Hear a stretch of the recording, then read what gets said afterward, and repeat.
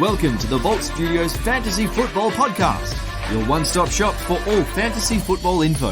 Here are your hosts. Welcome to the Vault Studio Fantasy Football Podcast. I'm your host, Lewis, and I'm joined, as always, by my guy, Corey, over in Perth. It's late at night. How you doing, man? I'm good, man. I'm just ready to get cracking into week 4. Look at that. We're nearly, well, since we've got 17 weeks now, we're not nearly a quarter of the way through the season. They messed it up. It's a odd number of weeks. I don't like it, but it does mean we get an extra week of fantasy. But how have your leagues been going, man? Have you started any leagues 3-0, any 0-3? Yeah, I'm in 14 leagues. I'm 3-0 in 3 of them, and I have some 2-1 teams. I have a couple 0-3 teams, though, to be honest. So, yeah, it's going to take some management skills to get out of those holes. Yeah, I'm in the same boat. I actually joined a dynasty startup a couple of months ago, set up by Justin Boone from The Score, and the league is just full of savages. And my team, at the end of the draft, I was like, okay, this is pretty good. I'm happy with my strategy. Got some good pieces here. And it just has not worked out for me at all. I'm 0-3. I've had some bad luck. Had James White go down last week, which probably cost me a matchup. Hollywood Brown dropping 3 touchdowns screwed me in so many leagues because it wasn't only his production that was affected. It was Lamar Jackson's production that was affected. So I've got some tough decisions to make. Around week 3, week 4, I think in your dynasty leagues, you need to have a real long, hard look at your team and not just the record, but also the points for, the potential points for, and be honest with yourself. Is there a realistic path to competing this season, or should you be blowing it up? And I've got a very interesting offer sat in my inbox on that league, which not 2 months after the startup draft is finished, it would be me waving the white flag and turning into a total rebuild already. But I'm seriously considering doing it because I have got quite a few nice pieces, young pieces that, could be turned around in the next year or so. But it's not looking good in that league. Some leagues looking really good. Others I'm straggling somewhere in the middle. But I think a lot of people, I saw a team actually that was posted on Twitter just before. It's like, is this the best 0-3 team you've ever seen? And it was like Patrick Mahomes, Calvin Ridley, Travis Kelce, Saquon Barkley, Joe Mixon. I was like, how the fuck is that team 0-3?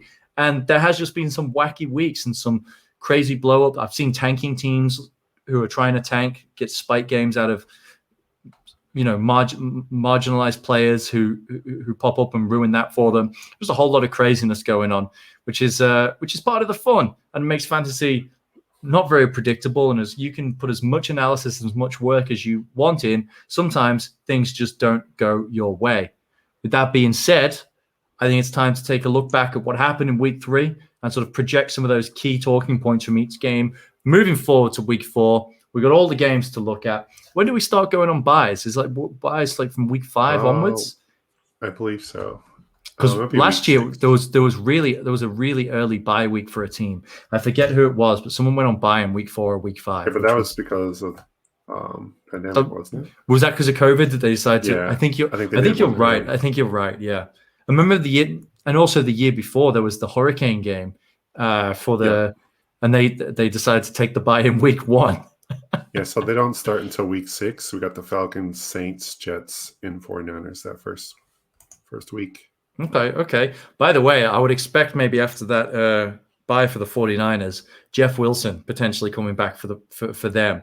So if you've got a sneaky pickup right now, if you've got an IR spot, go and get Jeff Wilson, stash him, get him on the IR spot because Shanahan really likes this guy and he gets a lot of goal line carries. So there's some upside there to really stake a claim on a backfield that's uncertain at this point in time. But let's dive into these games one by one, and we'll start with Thursday Night Football. Carolina, Houston. Wasn't a competitive game. What was your big takeaway from this? Obviously, Christian McCaffrey's been hurt. They aren't putting him on IR, which I think is important because that will be at least 3 weeks. That gives us some confidence that Christian McCaffrey could be back after 2 weeks. I've seen this scoped as a 1 week injury, 1.5 week injury, 2 week injury. So the fact that the team has not made the decision at this point to place him on IR, and I believe the Panthers might be traveling to the UK. I think that's next week. That's next week. So potentially he doesn't play in week 5 and you've got him back for week 6 and you're good to go. But what was your takeaway from this game? Yeah, I mean, I wish we could have told people not to go spend $75 on Chuba Hubbard, but I think that's probably would have happened by now. But yeah, Chuba looked okay. Royce Freeman looked meh. Looks like Royce. Yeah, looks like Royce. So I don't know what we're going to see from that backfield, but DJ Moore looks the real deal. And on the Houston side of things, I mean, what more can I say? Brandon Cooks, once again, domination mode. So weekly Brandon Cooks update. So I was absolutely gutted. For those who don't know, I'm in Europe at the moment. I'm in Hungary, and Thursday night football starts at about 2:20 a.m. here on the Friday morning. So it's a bit of a rough time slot. So I don't always watch it. So I put about a tweet, said, please, when I wake up, can I please have lots of fantasy points from Christian McCaffrey and Robbie Anderson? I saw that. I could not believe when I woke up, there was a combined 8 points between the two of them. I felt sick. I thought some kind of time zone change had happened and the game was still playing and we were still in the first half. I didn't know what to think, but it was an absolute train wreck. Needless to say, I lost a lot of matchups because of that, of that occurrence. And that really brings me to my takeaway is you cannot play Robbie Anderson with any confidence moving forward. Until we start to see his involvement increase and him get on the same page as Sam Darnold, it's just a really, really strange situation considering we were talking about a month ago the new contract that the Panthers had given him, and people were starting to be concerned about DJ Moore. And I think we both used that opportunity and we said right here on the Vault Studio Fantasy Football Podcast to go out and trade for DJ Moore because he's elite. He's the most talented receiver on that team. Don't question it. Just do it. And DJ Moore's been great to start the season. He is the true number 1 on that team. So congratulations if you drafted DJ Moore. Commiserations to those who have got Robbie Anderson on their team, because I've got Robbie in a few spots. He was heavily targeted last year. They gave him a new contract. All of the signs that you look for were, okay, great. But it just seems that him and Sam Darnold aren't getting on the same page. Sam isn't looking his way. He's out there running routes. He's just not getting targeted. Now, maybe it's because Sam hates him. Maybe Sam hates him. Maybe. I also feel that maybe if Sam hated him, they wouldn't have given the new contract. Just maybe they would have checked that with their franchise quarterback. Coach loves him. Coach loves him. So it's a strange one. It's a real strange one. Fantasy takeaway being you cannot play Robbie Anderson until we see more. But nice little segue. You know who you should be playing a lot more of because we've now seen it. It's been very impressive. He's got a great connection with Josh Allen, and that's Emmanuel Sanders. Based off of where you were drafting him, he could be a league winner. Now, you're not going to get those. You could. It was free. Last round. Sure. Get him right now. Yeah, he might be on the waivers. I mean, he probably won't be on the waivers now, but you might have been able to scoop him up in the last couple of weeks. But obviously, you're not going to get those same kind of the touchdown output from on a week-to-week basis. But the Buffalo Bills are the pass-heaviest team in football, the pass-heaviest teams on early downs in football, and he went for 5 receptions, 94 yards, and 2 scores. But more importantly, he ran the most routes on the team. He only had 6 targets, but he ran 1 more route and played 3 more snaps than Stephon Diggs. So I'm not sure what's going on there, but it just shows you they have a supreme trust and confidence in Emmanuel Sanders. And I got to put my hand up here and take a big L because I thought them losing John Brown and trading John Brown for Emmanuel Sanders to save the tiny bit of salary cap would have made the team worse. I thought John Brown was an excellent receiver, but it seems the Buffalo Bills have made an excellent decision. And the people who were telling me Emmanuel Sanders was going to be a good fit were right as well. I just didn't see how he, who'd been primarily a slot receiver the past few years, would mesh because Cole Beasley's getting his as well. I was told Cole Beasley was going to be cut from the team because he didn't want to get vaccinated. My man's got 13 targets. He is a key piece of this offense as well. And really, any of these 3 pass catchers, Sanders, Diggs, Beasley, can be confidently trusted in your starting lineup as long as the Bills are continuing to maintain this high passing output, which based off of what we've seen so far this season, except for the blowout in Miami, And what we saw from last season, Brian Daboll wants to throw the ball early and he wants to throw the ball often. So, full steam ahead for the Buffalo Bills. Yeah. That was my main takeaway as well. I love Brian Daboll, by the way. Yes.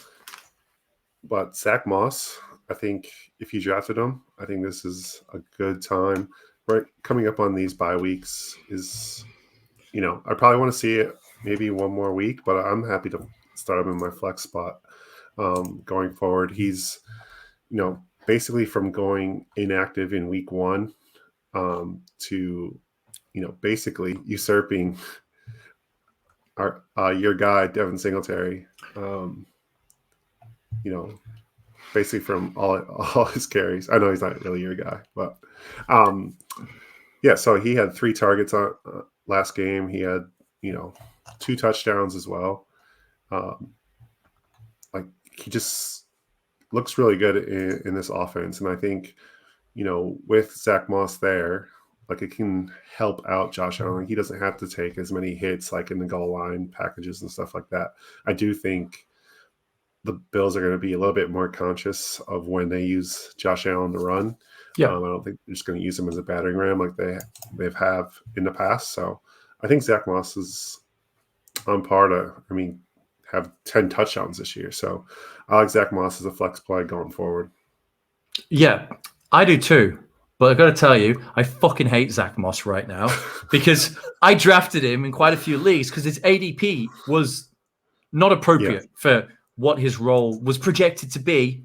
And then week 1 comes along and this son of a bitch is a healthy scratch. And you're like, what has happened? We've had no information about that. I don't know whether he flipped off the coach or was late for a meeting and it was a discipline thing. We've heard nothing. No reason was given for it. And Devin Singletary looked good. And Matt Breda plays something like, oh, okay. Maybe they just don't like Zack Moss anymore. Maybe they're going to trade him. Something was going on. He wasn't on the injury report. Then, so obviously you can't play him in week 2 because you don't know if he's going to be a healthy scratch or not. And the man falls into the end zone on minimal usage and gets 2 touchdowns. And you're like, oh, okay, I still want to see more usage. And then out of nowhere in week 3, he just blows up. He gets 13 carries. He gets the 3 targets. He scores. So of course, this dingus played James White over Zack Moss in a bunch of leagues. And of course, James White gets a hip subluxation or something terrible, which is the same injury that Ryan Fitzpatrick had. So not only was Zack Moss sat on my bench, I played James White over him, who got 6 points. And let me tell you, half of the fucking teams I had James White, I also played Robbie Anderson in. Back to Robbie. Just back to Robbie. I can't even. But I have confidence in Zack Moss moving forward. So he's probably going to do shit all in week 4. Just prepare yourselves for that if you play Zack Moss. Seemingly, he's just doing everything he can to spite me at this point. But better, good for Zack Moss. He's brought himself back from the coach's doghouse, it seems. And he's producing, and he's part of a very high-powered Buffalo Bills offense. All right, let's move on to the Cardinals Jags, which... what a bizarre game. It had a little bit of everything. The Jags played frisky. We had the kick 6. I literally said, as they lined up for the 68-yard field goal, the NFL record, I was like, just go for it. What's the worst thing that can happen? As Agnew weaved his way through the Swiss cheese special teams coverage unit that is of the Arizona Cardinals. That's a poorly coached, poorly disciplined unit to be able to just give to miss that many tackles. Like, Agnew's good. He's a good returner, but that's inexcusable. Yeah, it was pretty brutal. I guess my biggest takeaway from this game is I'm buying Kirk. I think he was still on the waiver wire this morning when I looked, so I snatched him up. I basically snatched him up. I dropped McCole Hardman for him in one league. Easy, no brainer. I'm done. I'm done with that. Yeah. But just last week, Christian Kirk, he played 39 snaps. He played the 3rd highest amount of snaps behind Hopkins and AJ Green. AJ Green the corpse of AJ Green actually showed up this game. But Christian Kirk led the team in targets. He had 8. And he looks good in those, in his snaps as well. So he's continually kind of been like steady option. I'm not saying like he's a world beater or anything, but I kind of like the production he's been giving us the first 3 weeks. So he's definitely worth the ad if he's still on your waiver wire somewhere.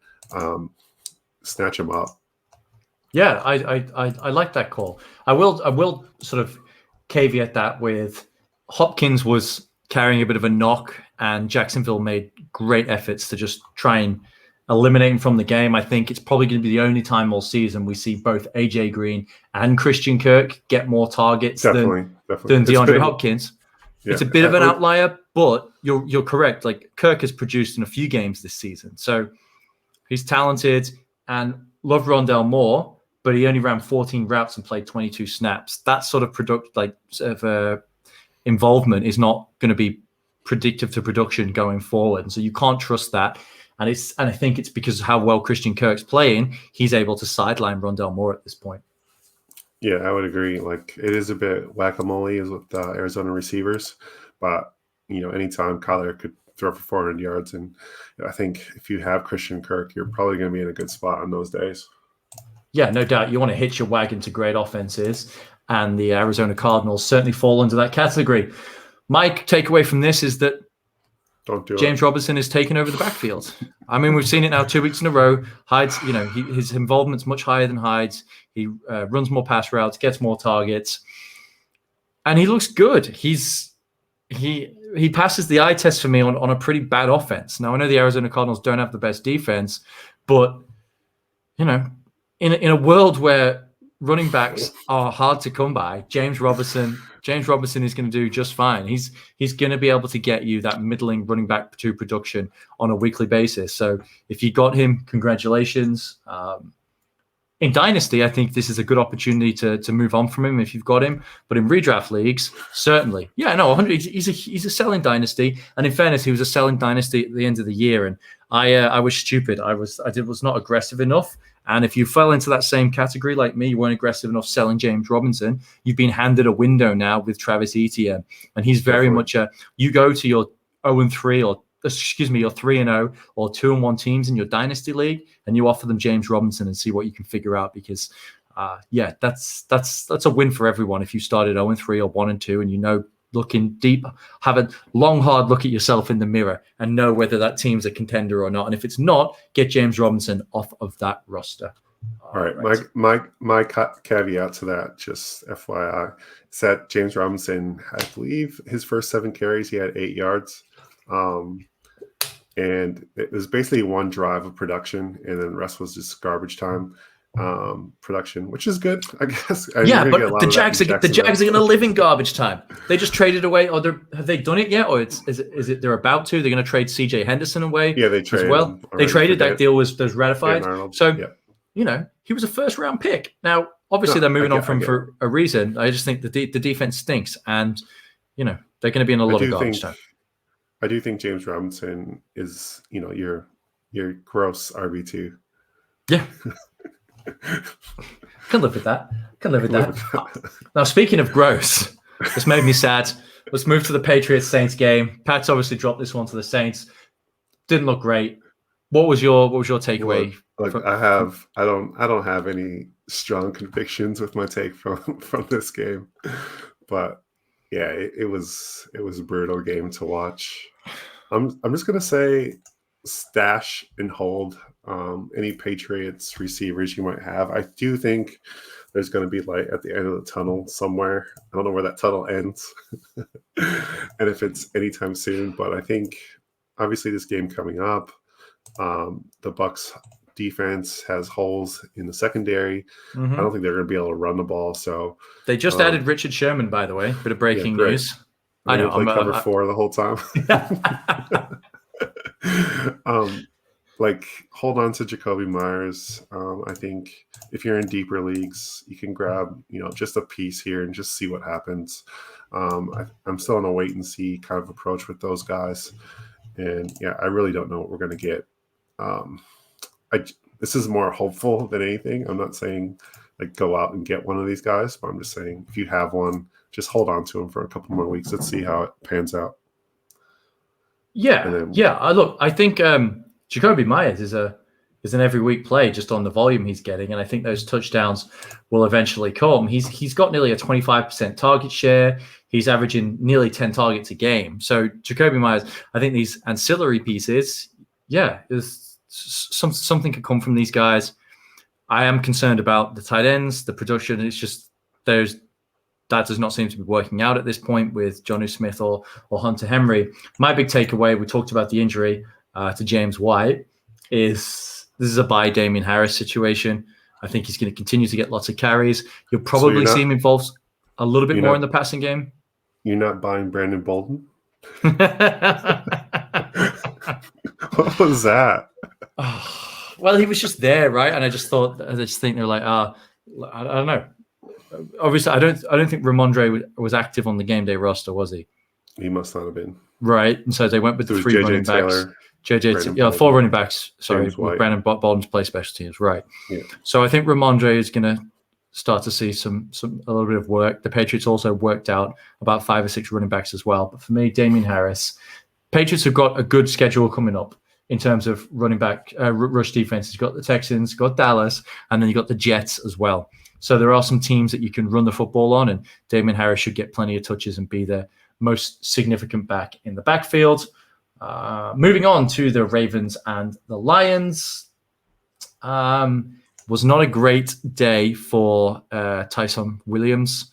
If he played, again, decisions. I was like, it's the Detroit Lions. Tyson Williams been playing loads of snaps. Start him up at all costs. And then the Ravens are like, no. Here comes the washed husk of Latavius Murray. Let's go with him. Which was a shame, which was concerning. But I also sort of want to think that they were just like, we can dominate the Lions. And then things sort of got out of hand and they wanted the veteran back in there. I don't know. I don't know how to explain the sudden shift in production because Tyson has looked good and Latavius has looked a bit older. So it's a strange one.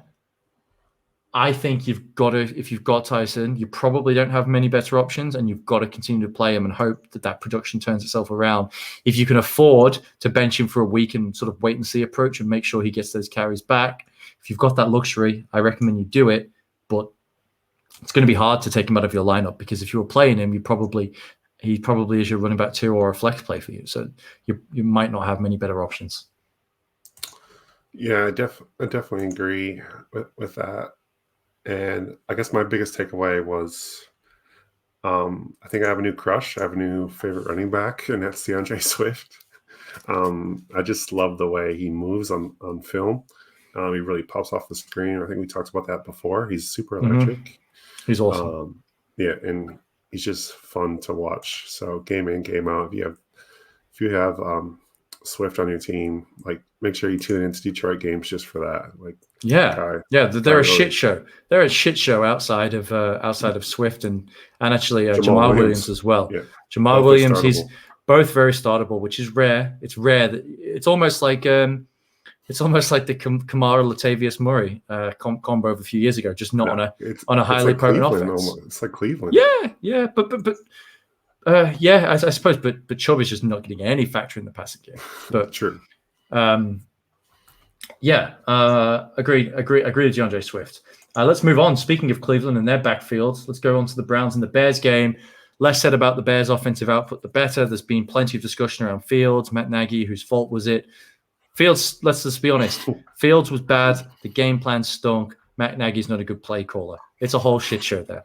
So putting that to a side, obviously it's going to hurt Allen Robinson right now. I don't think it gets worse than what we saw. I mean, we're talking about historically bad output, averaging 1.1 yards per play, just unbelievably futile.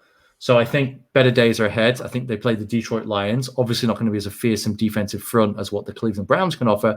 So better days ahead for the Chicago Bears offense. That's one thing. But for me, Odell Beckham Jr., OBJ, or OJ,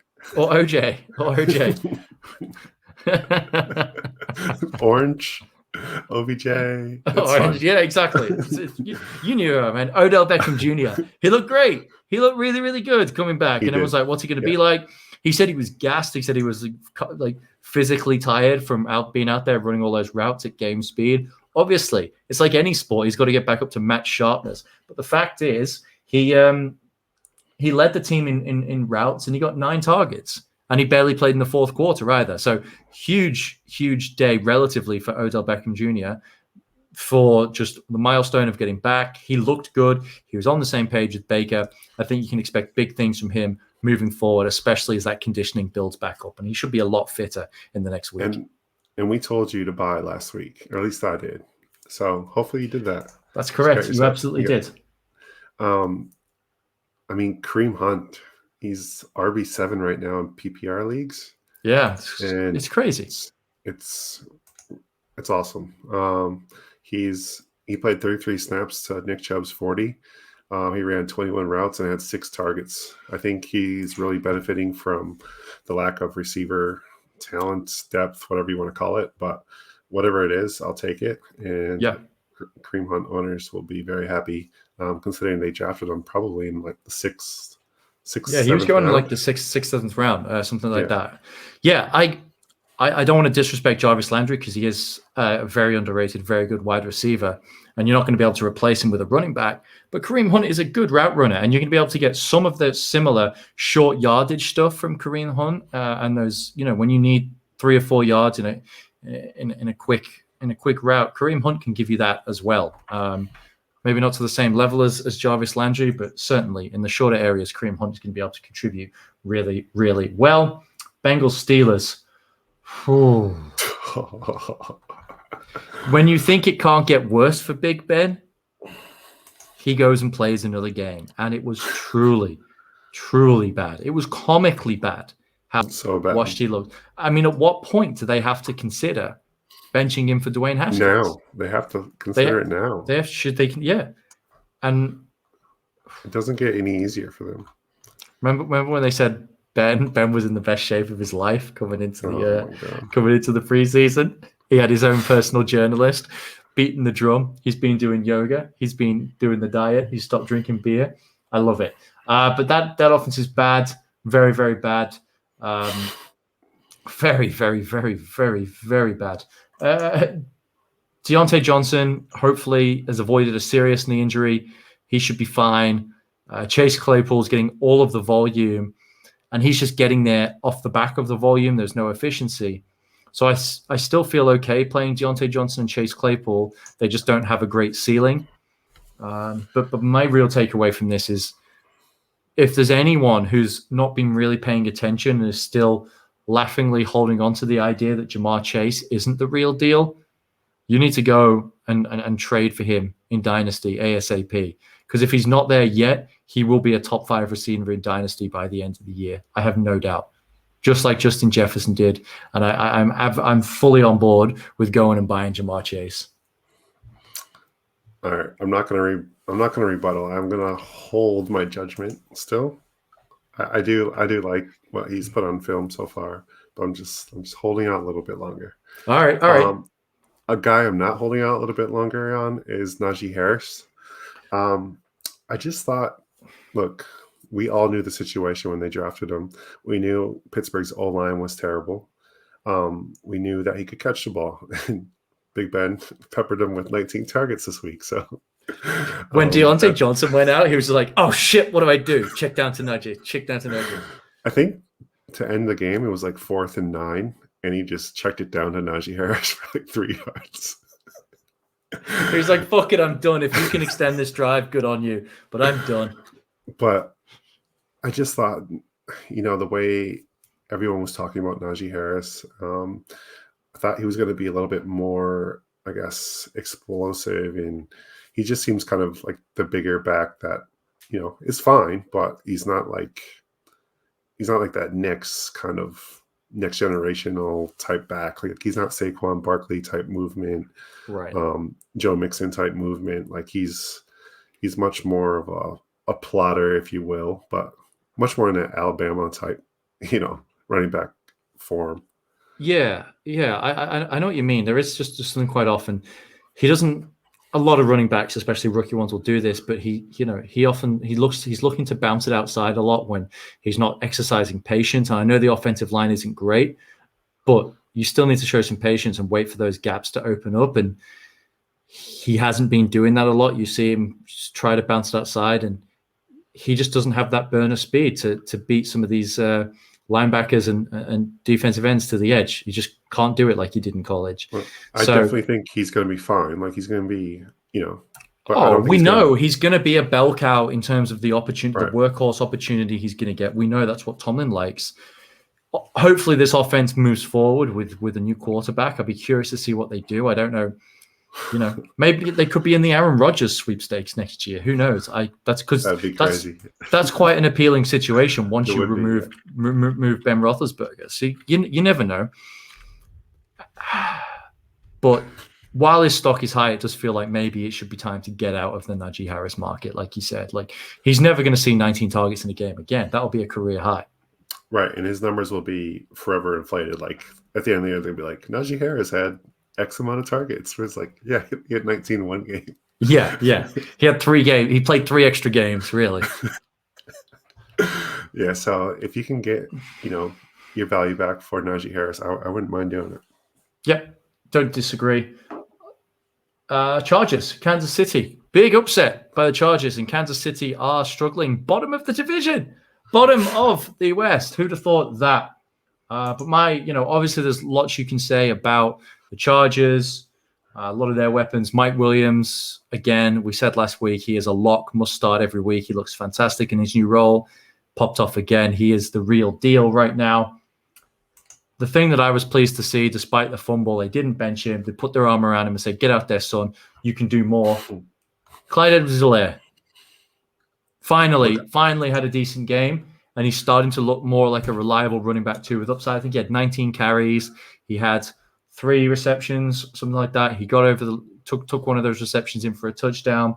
The workload is going to be there, but I'm still looking to pivot out at value if I can. I'm not selling for cents on the dollar, but if you've got someone who likes CH in your league and thinks this is the game, it's like, okay, this is the true CH, then I could potentially be looking to move on. Look, this was a very good spot for CH, and he delivered in that spot. Like I don't think he's ever going to be that special kind of wiggle like pass catcher extraordinaire that they thought they were getting in the first round. Yeah. I think he'll be fine going forward. And if you can get I think I'm on the opposite end in a way. Like I'm buying him if I can get him for cheap. I'm not going to give you full value for him. I'm looking to give you like 75 cents on a dollar, 50 cents on a dollar for him. But if I can get him, I'll give you Zack Moss for Clyde Edwards-Helaire. Like if I could do that, just so I can get fucking Zack Moss off of my team. Or maybe you need Robbie Anderson. You can get Robbie Anderson for him. Yeah, I'll give you Zack Moss and Robbie Anderson for Clyde. Hypothetical trades are the best. Yeah. So what was your takeaway from this game? Oh man, nothing too crazy. I mean, it's just that Herbert and those receivers look amazing. And if you have Mike Williams, you just basically walked into extreme value. He is going to be a free agent at the end of the year, so keep that in mind. Mm-hmm. Don't know what the Chargers cap situation is like, or if they're going to. I mean, I can't imagine. I think they'd find a way to bring him back. Yeah, he's end up back. So extreme value with him. Like I really like him going forward, and I don't think I'm in a situation where I'm moving him at all at the moment. So I like those receivers. Yeah, love those receivers. I will say, just as an aside, I was listening to the Rosillo podcast, not the most recent episode, the one just that drops, I think, on Monday. Yeah. And they were saying that who was it going to be? They were playing like the bullshit bingo. Which commentator or analyst was going to pull out the old hot take, is Justin Herbert better than Patrick Mahomes? Oh, yeah. And he did it. Yeah. It was Colin Cowherd. Yeah.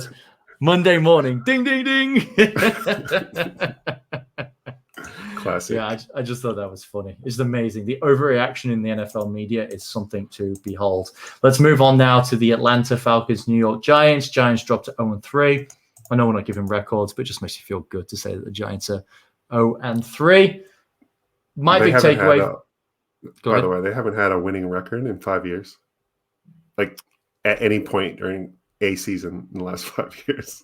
Not 1-0, not 3-2, not 6-5. Like they've never. It's a real shame. It's a real shame because their fan base is just so endearing and lovable as well, and so rational. Gettleman's so good as well. And Gettleman's just such a great GM, and the ownership is just so with the times, and really cares about the fan experience in the league. So it couldn't happen to a worse franchise.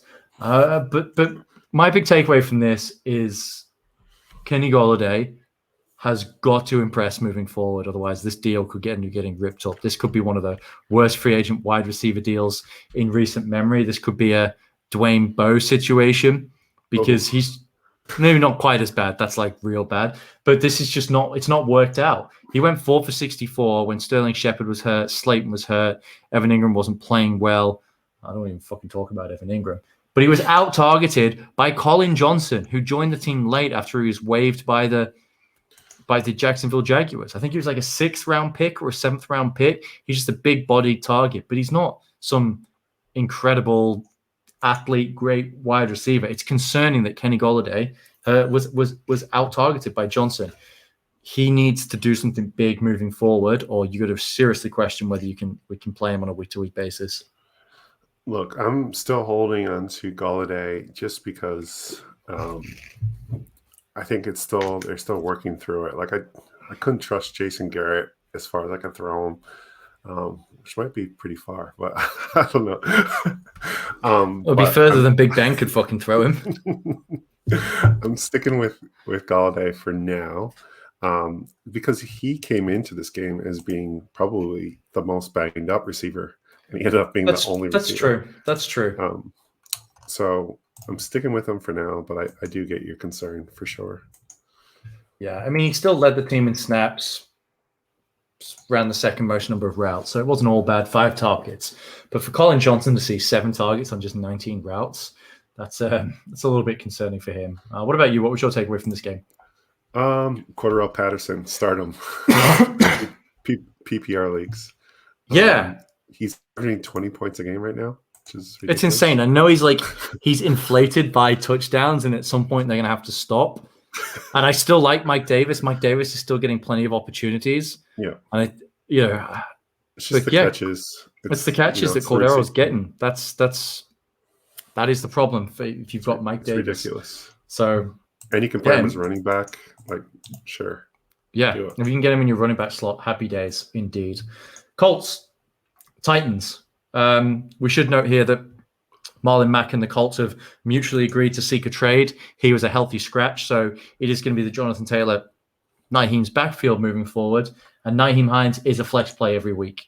He's always using the passing game. He's going to get you those beautiful, valuable receptions. He's so explosive. Fast. He's super dynamic. He can run routes, and the coaching staff love him. They just gave him a big new contract with like $12 million guaranteed in cash, which is a big amount for a running back, especially your perceived number 2 running back. So we know what the organization think about Nyheim Hines, and we've seen him produce on the field. So get him in your flex spot and don't look back because he's got a solid floor, and we see him from time to time have these monster blow-up games as well, which could win you a week. So Hines should be in your lineup on a weekly basis. Yeah, he definitely should. And I'm buying JT stock. So if someone's got cold feet, like the Colts have had a brutal schedule. We knew that coming in. Yes. Everyone kind of said that like their first 4 or 5 weeks, or at least, first 4 weeks or so was always going to be brutal. They're probably going to look like crap. And then their schedule lightens up big time. So grab JT if you can. I'm willing to sell. I'm willing to give up Barkley, Elliott, like whoever, whatever kind of first-round running back you took that's not producing to, full effect. Like grab JT. So I think he could win your league for you this year if you get him now. So, that's the type of player I think he is. This Colts offense is coming back together. Obviously, Wentz has been banged up. He played with 2 sprained ankles. Things are going to improve. The schedule is going to get easier. JT is an incredible talent. I think the offensive line will get a bit better. Quentin Nelson's is banged up. I don't think he's going to play this week, but once he gets back, things will be better as well.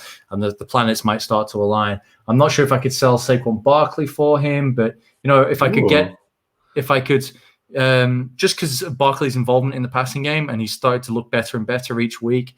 But Zeke Elliott's an interesting one because he's obviously coming now back off his big game. Definitely do it for Zeke. There's no doubt in my mind. I'm smashing the accept. Yeah, you'd swap just 1-for-1.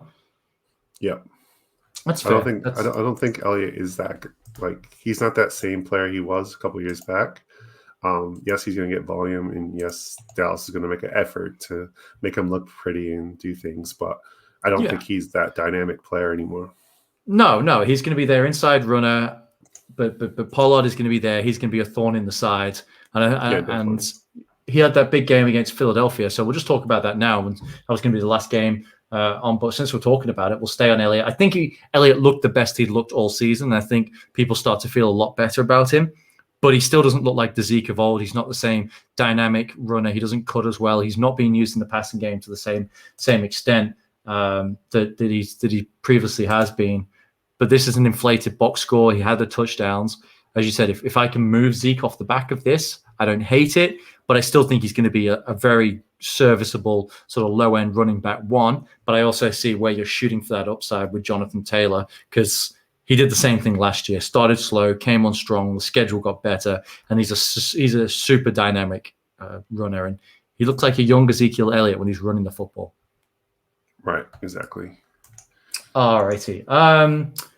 Let's move on to the Dolphins Raiders game. Derek Carr, genuinely looking like one of the best quarterbacks in football at the moment. He looks really, really good, which is just wild to think. But I pounded the Derek Carr drum last year. He was coming off a career year in 2019, in terms of efficiency metrics and things like that. If you take away the name Derek Carr and you a blind box score and you look at things like EPA and completion percentage over expected and all these kind of things, Derek Carr is a damn good quarterback. He's an unsexy quarterback and he doesn't have a bunch of talent around it, but he's making the best that he can. And I think if you've got him as your quarterback 2 in Superflex leagues, the cost you paid for him, you should be very, very pleased because he is massively going to pay off on that return. And in the right matchups, you should feel comfortable starting him in one quarterback leagues, particularly if you're streaming quarterbacks or someone's banged up, you've got an injury, something like that. But Carr is certainly paying off as a fantasy quarterback right now, and he's supporting some fantasy assets there as well with Hunter Renfrow and obviously Darren Waller. He's even getting Henry Ruggs some targets. So Raiders are looking okay as a football team here. They definitely are. But my takeaway from this game was on the other side of the ball. Mm-hmm. It's Jalen Waddle. Jalen Waddle's the receiver that you want in this offense. Yes. This doesn't matter the quarterback situation. He outsnapped all the receivers in this game. He ran the most routes. He had 13 targets, even though one of them was a ill-advised screen pass in the end zone. But that being said, Jalen Waddle looks legit. I really like the way he looks so far this season. I'd say, obviously him and Chase look the best out of the rookie receivers right now. Yeah, and with that kind of volume, we know this game-breaking talent and athleticism that he has. He's going to house something eventually with that volume. Yeah. I do think Will Fuller will get more involved. This was his first game for the Dolphins. There was a suspension and there was a personal matter. I think that will help. But we talked about Brissett not a great quarterback. He's probably like a QB3 in Superflex leagues. If you're desperate, you can play Brissett. But he seems to have locked on to Waddle and seems to really feel comfortable targeting him. So we'll take that to the bank. So if you drafted Jalen Waddle, happy days. Moving on, Jets, Broncos. Yeah. Not much to say about especially the Jets on this one. But what I will say is that Tim Patrick should be an every week starter. He's getting volume. KJ Hamler's gone down. He's out for the season now as well, unfortunately. So that sucks for him because he was starting to put a few nice plays together. So all of a sudden, what was looking like quite a deep receiver group for now is down to Patrick, Sutton, and Noah Fant. So I think things are going to get a bit more concentrated. But Teddy Two Gloves is playing the best football of his career. He's got this offense firing. The Broncos' passing offense is 4th in DVOA. According to Football Outsiders, they have the 4th best passing offense in football right now. Of course, we got to look at their schedule, their opponents are combined 0-9. So there is that to take into consideration. But the volume will be there for Patrick. The volume is definitely going to be there for Sutton. And so I think you should feel very confident about playing these Broncos pass catchers moving forward. Yeah, definitely. I guess my biggest takeaway is that I don't think you can start any of these running backs with confidence yet. I know everyone really wanted to do the Javante Williams thing. I thought it was Javante week. I'm not going to lie. I thought it was. But they're cannibalizing each other, man. Yeah, he scored. But, Melvin Gordon's still around pretty significantly. He got more work this week. So it's an interesting situation there. Just keep a monitor on it. But I can't go into next week saying you should start Javante or you should start Melvin Gordon. Like, it is what it is at this point. I think you just kind of in a holding pattern. Yeah, but in Dynasty, you should be using this continued usage of Melvin Gordon. Yeah. Get him off your roster because I think it's coming sooner rather than later. I just think Javante looks good. He passes the eye test.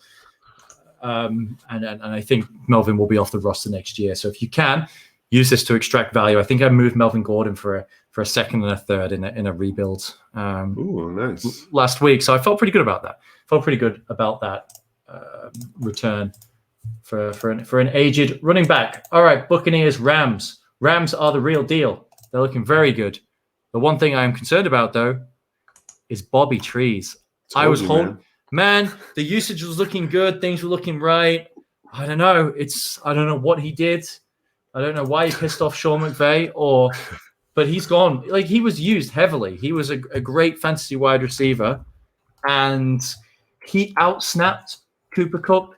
He only ran 2 fewer routes. He had half the targets. Like, what's going on with Bobby Trees? I said to sell him after week 2, I believe. I think he's a really good football player. He's he's a great blocker. He does all little things. They do like the jet sweeps with him and things like that. But, that Stafford Kupp connection right now is ridiculous. Like, Kupp looks like the best receiver in football. He looks incredible. Everyone knew Kupp was coming into that game. I don't know how many people I've heard was like, why don't they just double Kupp? Why don't they just, take him away? And it's like, people are trying to take him away. They just can't. Yeah. So I don't know what's going on with Bobby Trees. Van Jefferson's getting used. Looks like they're going to use Deshaun Jackson in big games and kind of save him for those opportune moments. But it's a tough situation for Robert Woods. I don't know what you do at this point. It just annoys me that he gets the same usage basically as Van Jefferson. I think it's quite obvious he's a better receiver than Van Jefferson. And it's like, it's because you hate Van Jefferson. Because I hate Van Jefferson. But let's move on. I think that was your takeaway for Cooper Kupp, right? Just how outstanding he was, and he genuinely has a shot to finish as the wide receiver 1 this year, which is wild. Yeah, definitely. He looks amazing. All righty. Seahawks, Minnesota. What's your first takeaway, your big takeaway? Shout out to our Minnesota listeners. Absolutely. And my big takeaway from this game. Kirk Cousins, severely underrated. Underrated, man. What is going on? Like, we saw that article on Twitter last week about replacing him. Like, dude, I don't know who that guy was. He didn't reply. He doesn't post on Twitter for obvious reasons. This absolute jamoke. Like, I don't know what the fuck he was on about, but he needs to be fired into the gulag and left there for a month as punishment, because that's just the dumbest shit ever. Right now, Kirk Cousins is QB6 in fantasy. He's on pace for 5,200 yards and 45 touchdowns and 0 interceptions. So keep firing at Kirk Cousins if you have him. If you don't have him, grab him. If you're in Dynasty, trade for him. I've got him in a Superflex league, and this is I'm going productive struggle from the start, trying to acquire some picks, drafted some guys that I think will pop. I'm very pleased with the direction of the team. I've got Jonathan Taylor, I've got Javante Williams, I've got Justin Fields, Rondale Moore, Jalen Waddle. So there's a lot of hope there, and people have become sniffing around my Kirk Cousins, like, oh, he's 33. No, you stay away from my Kirk Cousins. That's my quarterback 2 in Superflex league. I'm very, very happy with Kirk Cousins. Unless you want to give me, first and second round pick to prize him off my team, it ain't happening. There's no need for me to sell Kirk Cousins. Yeah, and like right now, I'm willing to try to get him for a second round pick in dynasty leagues, Superflex especially. Like, oh yeah, that's money in the bank. If someone's going to do that, like, I don't think you get that done, but yeah, I don't. Yeah. You need at least the first. I'm guessing, especially right now, unless that guy who wrote that article last week is in your league. yeah, and I think you can still have a good game at home against Cleveland, and then he gets the Detroit Lions in week 5. Now, week 6 on the road at Carolina could be a bit more difficult. Carolina's defense is legit. They're playing really well. They're well coached, a lot of young talent. And then you go into a bye week. So you go, okay, maybe you look for some different options from week 6 onwards. But then he comes back and he's got Dallas. And you feel really good about firing Kirk Cousins up, coming off a bye week at home in what's probably going to be a shootout against Dallas. Like, I really liked a few games there for Kirk Cousins. So yeah, continue to be fine. Continue to enjoy playing Kirk Cousins in your lineup. My big takeaway is Alexander Mattison. Bell cow workload, clear, true handcuff. We've talked about handcuffing before. I'm not a huge handcuff guy because one of the biggest problems is identifying who that's going to be. And I think Mattison might be the only true, clear bell cow handcuff in football. You could argue Tony Pollard as well, but I think if Zeke went down, they'd bring someone else in and they would get carried. It's clear Mattison just replaces Dalvin Cook. Like, he just comes in and that's it. And then he just gets that workload. And he looks great. And then you wonder why the Vikings paid all that money to Dalvin Cook when they've got Alexander Mattison playing on such a cheap deal. And I know Cook is the better talent, but can you really tell me that paying Dalvin Cook $15 million a year or paying Alexander Mattison $2 million a year is worth that difference, or whatever he's being paid? It's not a lot of money for a third-round pick. So, yeah, like, I really like Alexander Mattison. I've always said that he's about 80% of Dalvin Cook. Yeah. But this week he looked just as he looked every bit of Dalvin Cook. And he runs angry. He runs violently. Yeah. He's enjoyable to watch. And he's got great lateral movement. No, not the same, not quite as good as Dalvin. I don't think anyone has got like the same lateral movement like Dalvin does. It's insane what he can do. But Mattison is a damn fine running back. And Minnesota should feel very confident playing him. And also, that performance, you go, okay, yeah, we can rest Dalvin another week.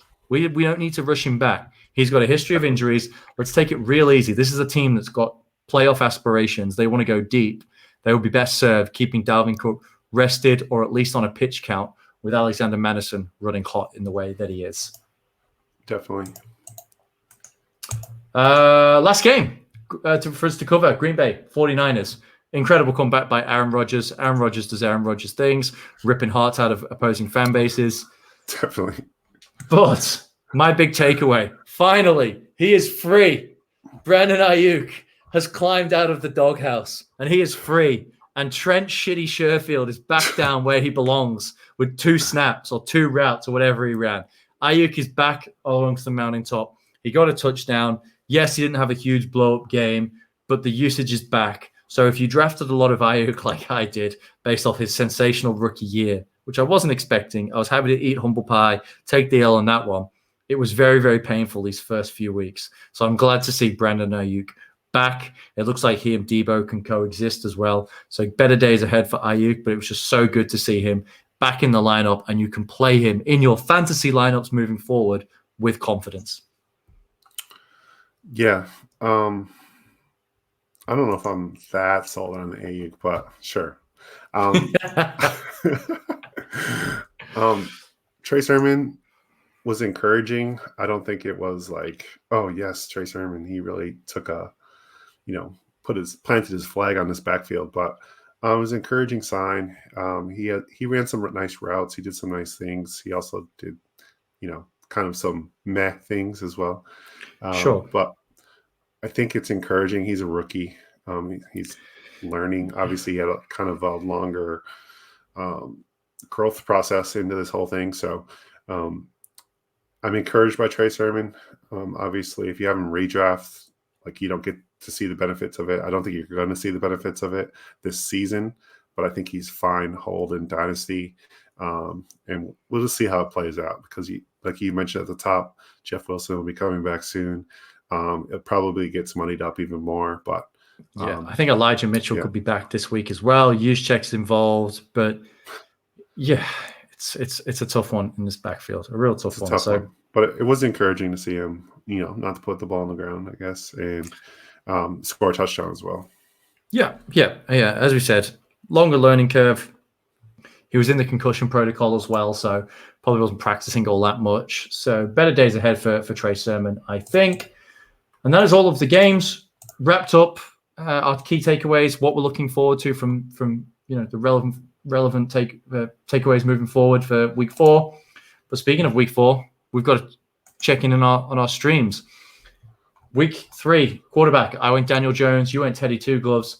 Inexplicably, Teddy only had 11.8 points. I don't know. Like, it's ridiculous. But Daniel Jones limped over the line with 16.54 fantasy points. Wasn't great, but it got you. It got me the win in the quarterback setup, in the tight end streaming. I mean, I was woeful. Evan Engram, 2.1 points. He had 6 targets. He had a fumble. The fumble minus 2 points cost me the win here. Corey didn't fare much better, but somehow he managed to win here with 3.4 points. He went with one of the Dallas tight ends, just wasn't the one that finished as the tight end 1 overall on the week. Dalton Schultz with 2 touchdowns. It was Blake Jarwin. Nice process, Thanks. Targeting right tight. game. You're on the right game. Right spot. Right just pick right team. You just picked the wrong big white guy. It was Dalton Schultz, who him and Blake Jarwin are very similar, if we're being honest. But yeah, congratulations.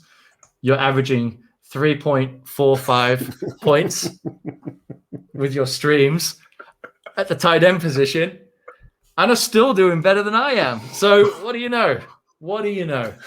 This is horrible. Yeah, streaming tight end's not fun. It's not fun at all. Like, it's really miserable. I hate picking one each week, but we press on. I'm going for Tyler Conklin this week against the Cleveland Browns. And I got Dawson Knox. And you're going to go Dawson Knox. Yeah, I prefer the Knox pick, but you got there ahead of me. I'm actually playing Knox in a couple of leagues this week, so I need him to catch a touchdown. That'd be nice. Conklin had his biggest week. I don't expect him to replicate that same level, but maybe the Browns are pretty good defensively. They've got some good cornerbacks, so maybe Conklin can get open and find his way in for a score, and maybe that saves the week. Maybe I can score more than 2.1 points. Maybe, just maybe. But Corey, we've done it again. We've come in just under the hour mark. We're getting very good at staying on track. We're getting very good at keeping it under 1 hour. So we'll wrap it up here.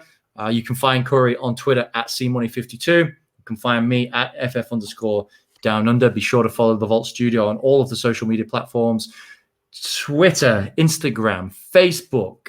And if you want to support the studio, patreon.com/The Vault Studio. You can support the Patreon. Every month there's a giveaway, signed jerseys, helmets, etc.